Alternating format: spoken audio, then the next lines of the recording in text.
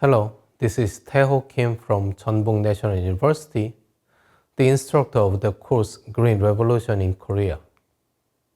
In this unit, I will introduce the history of food supply and agricultural science in Japan and colonial Korea in the early 20th century, focusing specifically on rice production, consumption, and distribution patterns. This segment aims to provide a comprehensive overview of the rise and fall of Japanese imperialism, examining its expansion into East Asia, the colonial administration, and the socio-economic impact on colonies, particularly in Taiwan and Korea.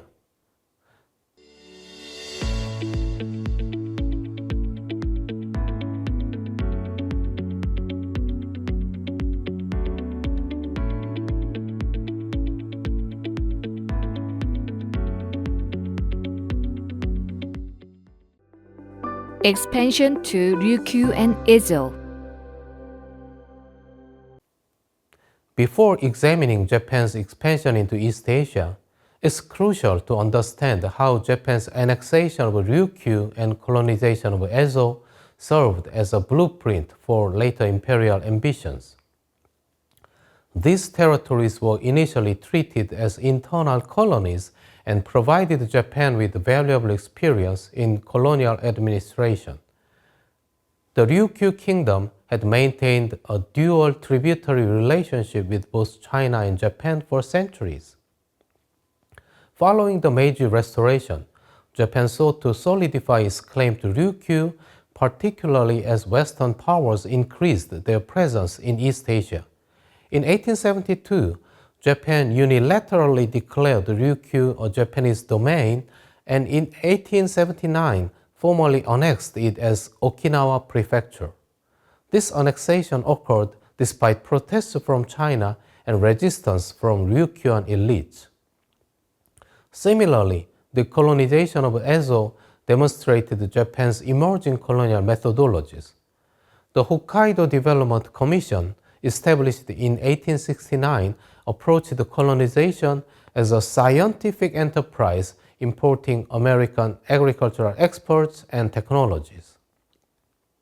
The government enacted policies that marginalized the indigenous Ainu population, including the 1899 Hokkaido Former Aborigines Protection Act, which destroyed traditional Ainu economic practices while forcing cultural assimilation.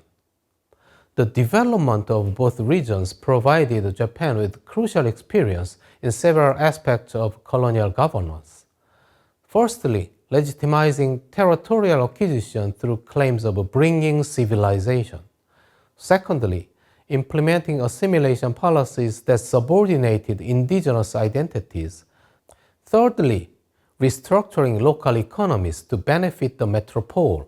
And lastly, developing administrative structures that blended military control with the civilian bureaucracy. These early colonial experiments established the patterns of governance and resource extraction that Japan would later apply to Taiwan, Korea, and Manchuria. The inner colonization of Ryukyu and Ezo thus represents not merely domestic nation building, but the formative stage of Japanese imperial expansion that would eventually extend throughout East Asia. The First Sino-Japanese War and Taiwan. Japan's emergence as a regional imperial power was marked by its victory in the First Sino-Japanese War. Japan and China had already experienced serious confrontations several times, including the Taiwan expedition of 1874, the Imo incident of 1882, and the Kapshin coup of 1884. The intensified rivalry of Qing dynasty and Japan was barely mitigated by the Convention of Tianjin in 1885, which established that neither Japan nor China would send troops to Korea without notifying the other. The immediate trigger for the First Sino-Japanese War was the Donghak Peasant Uprising that erupted in Korea in 1894. The Donghak movement, founded by Choi Jae-woo in the 1860s, combined indigenous Korean religious beliefs with Confucian principles and opposed foreign influence, particularly Western and Japanese. In March 1894, Donghak followers under Jeonbongjun rose up in Gobu, now Jeollabuk-do, protesting against corrupt officials and excessive taxation.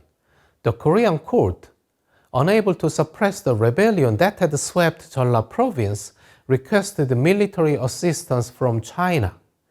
In response to this request, China dispatched 3,000 troops in June 1894.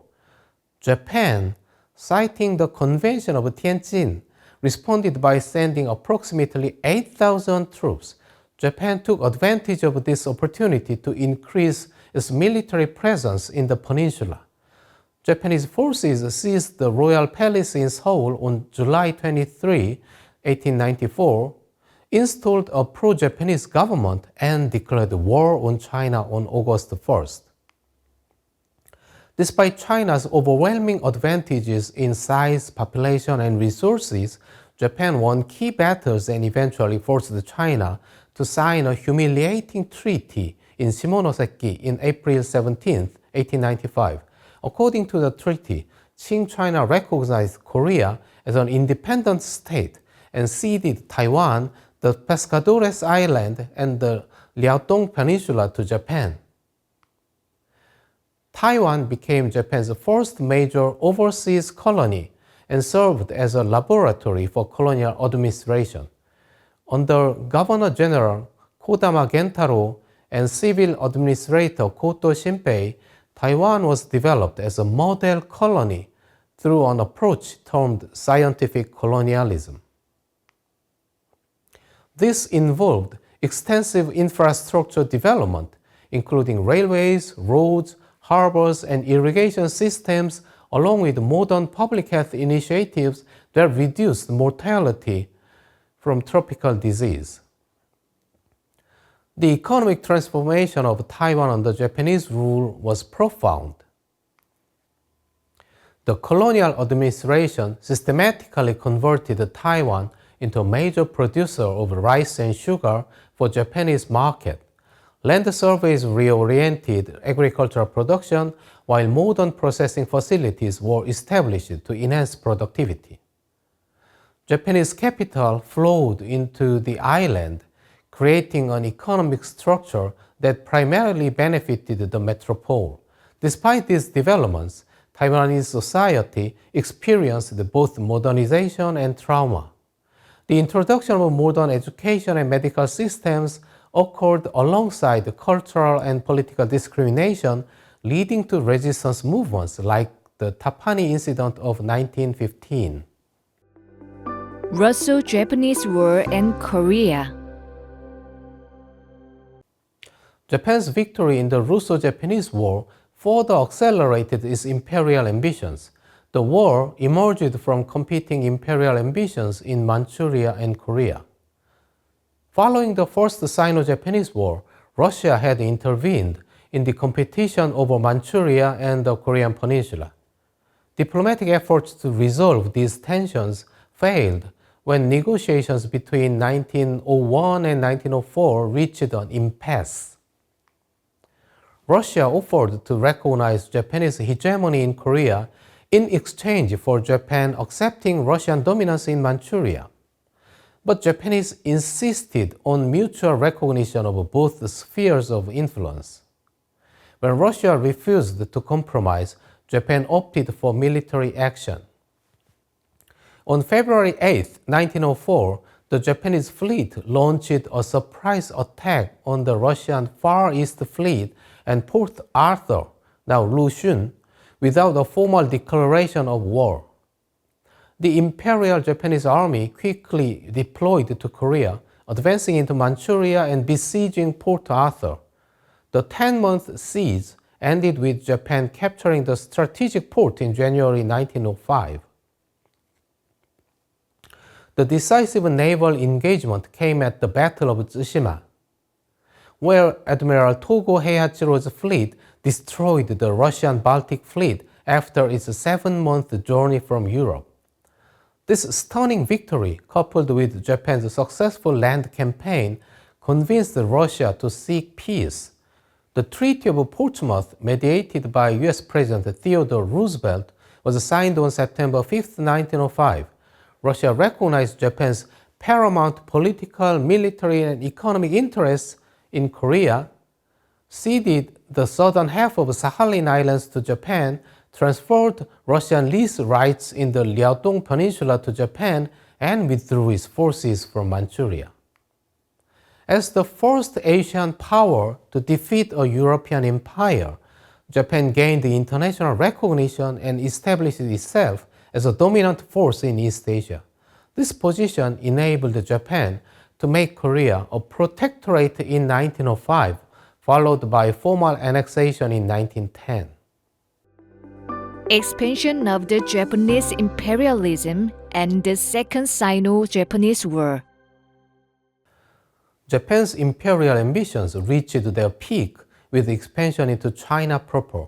The Mukden incident of 1931 provided the pretext for occupying Manchuria and establishing the puppet state of Manchukuo in 1932. Manchukuo was in effect controlled by the South Manchuria Railway Company, commonly known as Mantetsu. Mantetsu was established in 1906 following Japan's victory in the Russo-Japanese War. While ostensibly created as a semi-private railway company, its operations extended far beyond the transportation infrastructure. The company administered territories along the railway, established mines, harbors, factories, power plants, and even urban planning projects. Mantetsu also operated hotels, schools, hospitals, research facilities, and agricultural experiment stations. Through these diverse operations, Mantetsu functions effectively as a Japanese government proxy in Manchuria. Mantetsu played a crucial role in transforming Manchuria's agricultural economy to serve Japanese interests. The company established agricultural experiment stations that introduced Japanese farming techniques and crop varieties, particularly soybeans, for export to Japan. The railway itself enabled the efficient transport of Manchurian agricultural products to ports for shipments to Japan, creating an economic structure that prioritized Japanese needs over local development. Japanese expansion in Manchuria eventually led to the Marco Polo Bridge incident in 1937, triggering a full-scale invasion of China. As Japan's war efforts intensified, colonial economic integration deepened. Korea experienced accelerated industrialization to support the war machine, while Taiwan was fully incorporated into the greater East Asia co-prosperity sphere economic system. Both colonies suffered increased extraction of agricultural resources, creating food shortages in lands that had traditionally been agricultural producers. World War II and the collapse of the empire. The final phase of Japanese imperialism began with the attack on Pearl Harbor in December 1941, expanding the conflict into the Pacific War. Following the devastating attack on Pearl Harbor, Japanese forces swiftly executed a series of rapid conquests throughout Southeast Asia and the Pacific. The Philippines fell in May 1942 after the surrender of American and Filipino forces. Singapore, Britain's impregnable fortress in Southeast Asia, surrendered in February 1942. By early 1942, Japan had also captured the Dutch East Indies, securing vital oil resources. In the Pacific, Japanese forces seized Guam, Wake Island, and other American territories while threatening Australia. Their advance reached its zenith in June 1942, extending from Burma's border with India to the mid-Pacific, encompassing nearly 20 million square kilometers. The turning point occurred at the Battle of Midway in June 1942. This decisive American victory halted Japanese eastern advance and shifted the strategic initiative. The Guadalcanal campaign and the subsequent key victories in Tarawa, Saipan, Leyte Gulf, Iwo Jima, and Okinawa gradually pushed Japanese forces back toward their home islands. Concurrently, the strategic bombing campaign against mainland Japan intensified. B-29 super fortresses conducted devastating fire raids on Japanese cities, culminating in the atomic bombings of Hiroshima and Nagasaki in August 1945. Facing these unprecedented attacks, Soviet entry into the war, and the prospect of invasion, Japan surrendered on August 15, 1945. This period saw total mobilization of colonial resources and populations. Korean and Taiwanese subjects were conscripted as soldiers and laborers, often under coercive conditions. The comfort women system expanded throughout occupied territories, forcing women into sexual slavery for Japanese military. Economic hardship in the colonies reached extreme levels, with food rationing and widespread malnutrition. Japan's surrender in August 1945 brought colonial rule to an abrupt end in Taiwan and Korea, but left complex legacies that continue to shape East Asian politics and society.